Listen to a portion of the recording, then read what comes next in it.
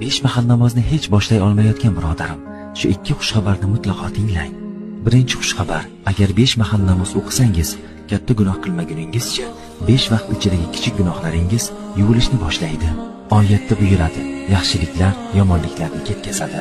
Ikkinchi xushxabar shunday: agar namoz o'qisangiz, bu yaxshi niyatingiz bilan namoz oralig'idagi qilgan ishlaringiz ham ibodat hukmida bo'ladi. Ishga, o'qishga yursangiz, taomlansangiz, hatto uxlasangiz, oddiy kundalik ishlaringiz namoz o'qiganingiz uchun savob bo'lib yoziladi. Umringiz tugab qariganingizda o'tmishga nazar solib, achchiq pushaymon chekishni istaysizmi? Yo'qsa gunohlaringiz o'chirilib, hamda har bosgan qadamingiz savob bo'lib yozilishini istaysizmi? Bir kunda 1 soat vaqtimizni olmaydigan buyruq uchun vaqtimizni qizg'onmaylik. Keling, hoziroq bir qadam tashlang. Siz ham bu videoni namozni boshlay olmayotgan yaqinlaringizni yuborishni